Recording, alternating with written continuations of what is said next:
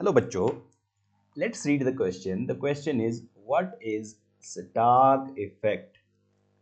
सो बच्चों, क्वेश्चन में पूछा गया है कि स्टार्क इफेक्ट हम किसे कहते हैं.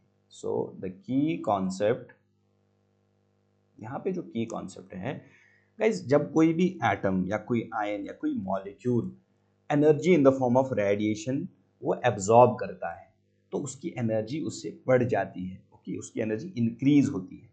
एज अ रिजल्ट वो एक एनर्जी लेवल से दूसरी एनर्जी लेवल पे शिफ्ट हो जाता है. Okay, clear. उसके जो इलेक्ट्रॉन्स होते हैं they shift because they are absorbing the energy. Let suppose अगर हमारे पास एक यहाँ पे एक एनर्जी लेवल है, लेट दिस बी E1, और इसकी हायर एनर्जी लेवल है, let this be E2. Clear. This is at higher energy level, this is at lower energy level.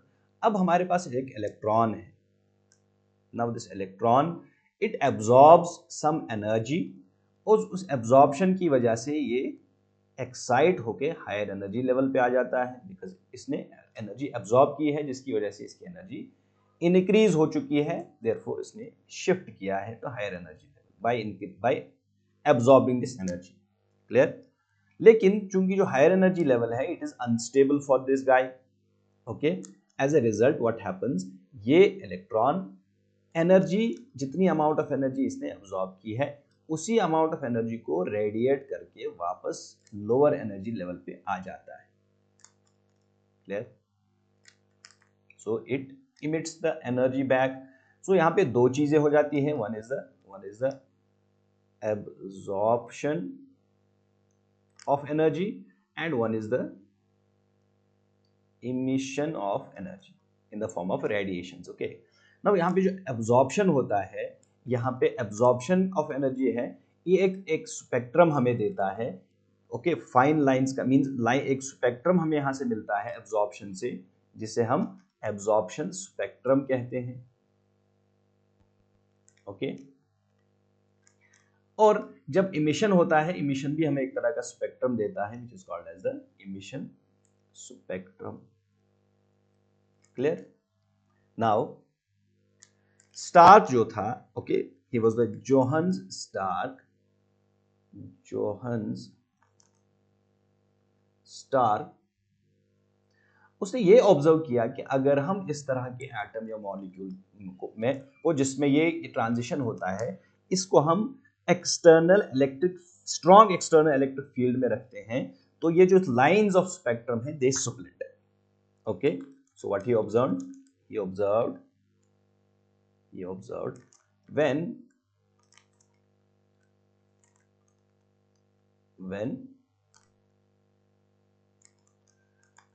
the radiating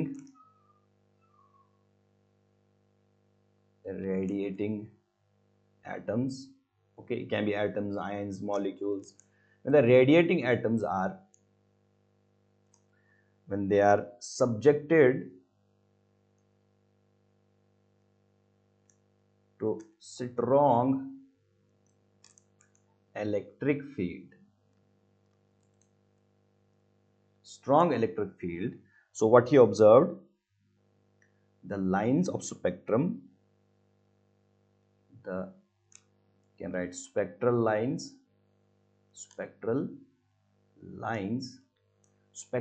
जो हैं, the spectral lines split. okay, spectral lines split हो जाती हैं. so this is known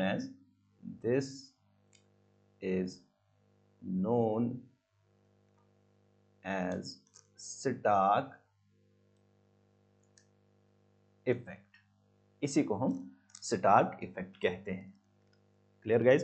तो यहाँ reason क्या है, what is the reason. Basically यहाँ पे जो एक एटम होता है उसका एक इलेक्ट्रिक फील्ड होता है. ओके, उसका एक अपना एक इलेक्ट्रिक फील्ड होता है, और जो एक्सटर्नल इलेक्ट्रिक फील्ड होता है, ये दोनों इलेक्ट्रिक फील्ड आपस में क्या करते हैं, they interact with each other.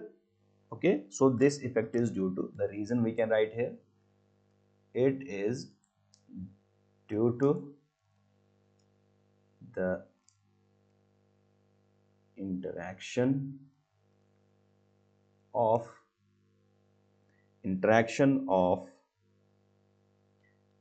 we can write it's an interaction of electric movement of an atom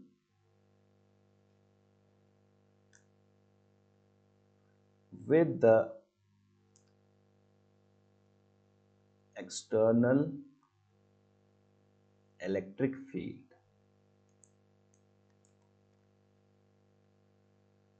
clear guys? So इसे हम क्या कहते हैं? We call this as the Stark effect, कि जब हम नॉर्मली हम इसको ऑब्जर्व करते हैं when there is no external electric field, तब हमें लाइंस, सिंपल लाइंस मिलती हैं, और जब हम इसी स्पेक्ट्रम को एक्सटर्नल मैग्नेटिक फील्ड में ऑब्जर्व करते हैं then the lines of spectrum they split like this. Clear? So hope you have understood this well. Best of luck.